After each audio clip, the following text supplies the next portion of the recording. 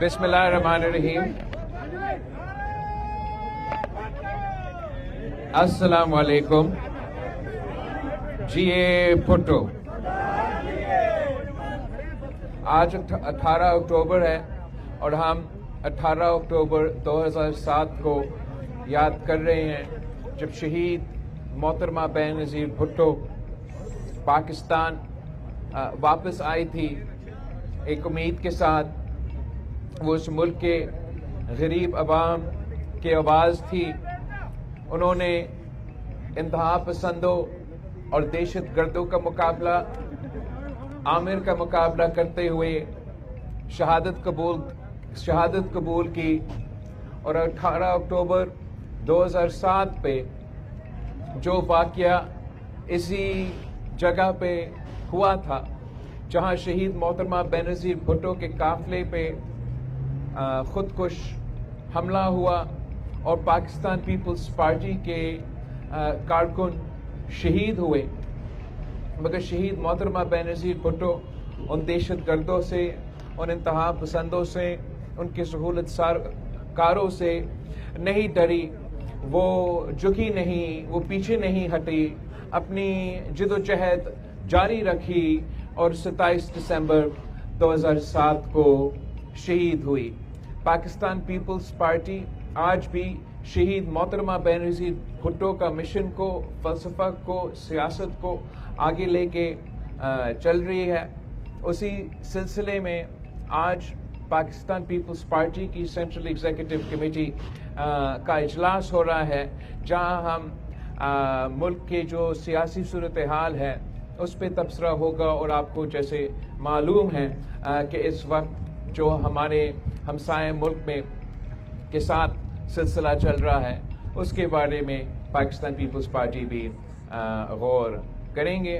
ہم آپ سب کا بہت شکر گزار ہیں. بلاول صاحب یہ بتائیں کہ 18 سال گزر گئے لیکن ابھی تک اس واقعے کے ماسٹر مائنڈ کس نے یہ دھونے کی اجازت دی، کس نے حملہ کیا، کس نے پلاننگ کی، کس نے لائٹیں بند کروائیں، اس کے بارے میں ابھی تک کچھ بھی پتہ نہیں چل سکا. کیا وجہ ہے اس کی؟ پاکستان کی تاریخ میں بہت سے ایسے واقعہ ہوئے ہیں جو اس ملک کے قومی ٹریجڈیز رہے ہیں. ان قومی ٹریجڈیز میں سے ایک یہ ہمارا 18 اکتوبر کا کارساز کا واقعہ ہے جو ملک کی تاریخ میں سب سے بڑا دہشت گردی کا واقعہ تھا. اور شہید محترمہ بے نظیر بھٹو پاکستان پیپلز پارٹی بلکہ اس ملک کے خلاف، ہمارے وفاق کے خلاف ایک سازش تھا. انفارچونیٹلی جیسے آپ کہہ رہے ہیں اس انسیڈنٹ کا ایسے کوئی ایسپیکٹس ہے جس پہ ٹرانسپیرنسی نہیں ہے اور ویسے ہی اس ملک میں ہوتے آ رہا ہے. سنجے صاحب یہ بتا دیجیے گا تھانے کارساز میں جو لوگ شہید ہوئے اس کے جو سہولتکار تھے اس سارے واقعے کے، وہ اس ملک میں اس وقت بھی موجود ہیں. ان دہشت گردوں کا آپ کو اس وقت بھی خدشہ ہے؟ اس حوالے سے بتائیے گا. دوسرا، آپ ہمیشہ پیپلز پارٹی نون لیگ کی سیاست کو سپورٹ کرتی ہے اور نون لیگ کو ہمیشہ بچاتے ہیں. پہلے آپ نے کہا تھا جب یہ مشکل میں ہوتے ہیں تو پاؤں پکڑتے ہیں، جب یہ پاور میں ہوتے ہیں تو گلے سے پکڑتے ہیں. اس وقت بھی پیپلز پارٹی کے ساتھ نون لیگ پنجاب ہو یا وفاقی وزراء ہو، ان کا یہی رویہ ہے. آج CEC میں آپ فیصلہ کرنے جا رہے ہیں، کیا فیصلہ کرنے جا رہے ہیں؟ کیونکہ ابھی آپ کی پالیسی تبدیل ہے. آپ وفاقی حکومت تو کچھ نہیں کرے لیکن اس کی طرف جو آپ کے اپنے اراکین قومی اسمبلی ہے وہ یہ روتے ہوئے رہے ہیں کہ ہمارے کام نہیں ہوتے، ہم نے حکومت میں شامل ہیں لیکن فائدہ کوئی نہیں ہے. کیا کہہ رہے ہیں؟ آج پاکستان پیپلز پارٹی کا سینٹرل ایگزیکٹو کمیٹی کا اجلاس ہوگا. وہاں پارٹی کے نمائندے مختلف صوبوں سے، وفاق سے بھی اپنے جو ایشوز ہیں وہ ریز کریں گے، ان پہ بھی ہم غور کریں گے. ساتھ ساتھ وزیر اعظم صاحب نے مجھ سے ملا ہے اسلام آباد میں، جو باتیں وہاں ہوئے ہیں وہ بھی میں پارٹی کے سامنے رکھوں گا.